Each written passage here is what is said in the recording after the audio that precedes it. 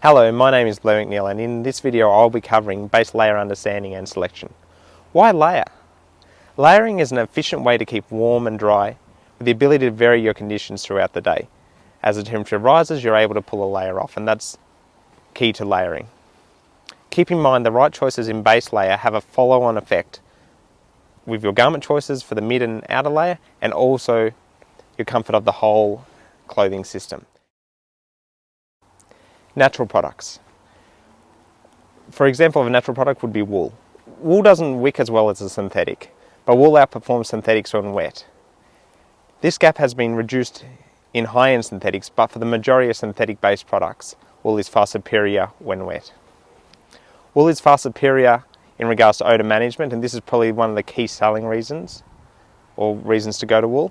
This is due to the natural makeup of wool.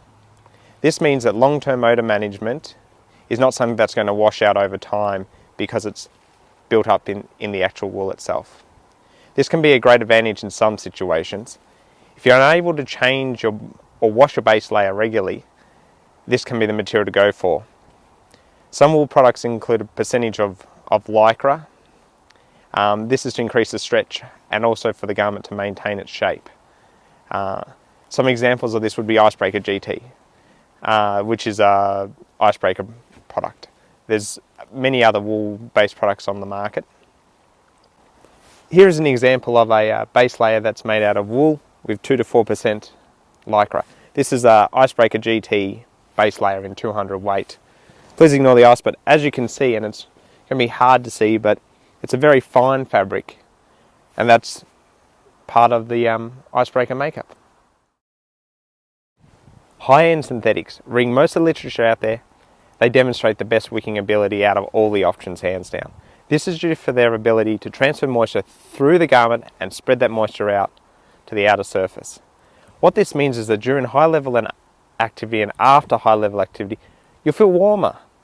This is because your sweat has moved off the surface of your skin to the outer level of the garment and is evaporating from there.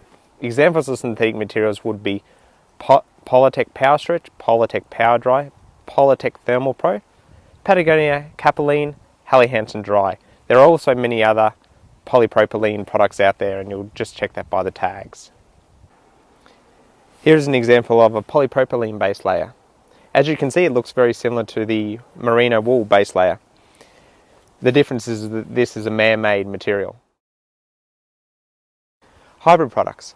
These products offer warmth of the wool and wicking of synthetics. This is achieved by using synthetic as your base layer material with a layer of wool on the outer layer. I've yet to try this product myself, but the idea seems to be a logical step. The question is long-term, how do these products stay together and how they handle wear and tear in general use and abuse. An example of this would be Helly Hansen's warm product range. As you can see, there is not one solution for all situations. Depends on what you're going to be doing through the day is most important. What do I use? I have synthetic and wool-based layers depending on the situation. For high-level activity, I use synthetics if I know I'm going to be washing it at the end of the day and won't have to reuse it. They feel great against the skin, the wicking is excellent, and their interaction with your mid-layer is minimal, which is important because you don't want it to be grabbing underneath on your next layer. When I'm going on a holiday and I'm taking a base layer to increase the range of my clothing so that I can handle colder weather with my pants that I've got packed or the tops that I've got packed, I take wool. This is because I don't know how long I'm going to use this garment for. I might be just putting it on to watch a football match and sitting, quite stationary, and I just want to keep a bit warmer. And that means that I can repack that top, put it back in, and next time I pull it out, it's still going to smell fresh and nice. There's nothing worse than compressing a garment that's become slightly smelly, because that smell will soak right through the garment, and next time you use it, the person sitting next to you on the bus will definitely know about it. Fit. This is the most important attribute of any base layer. The fit, if it's too loose, it will not be able to transfer moisture away from the body to its outer surface effectively.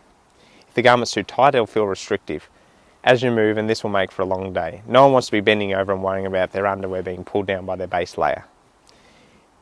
If your base layer fits well, you're able to get the most out of the material and the advantages those materials bring to you.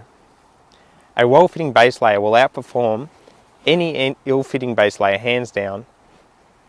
To get a well-fitting base layer, it doesn't add any cost. It just takes a bit of time and making sure, trying on the product, which is definitely well worth it, because you're going to be wearing this, if you're putting this garment on, you're going to be most likely wearing it for 8 to 10 hours straight.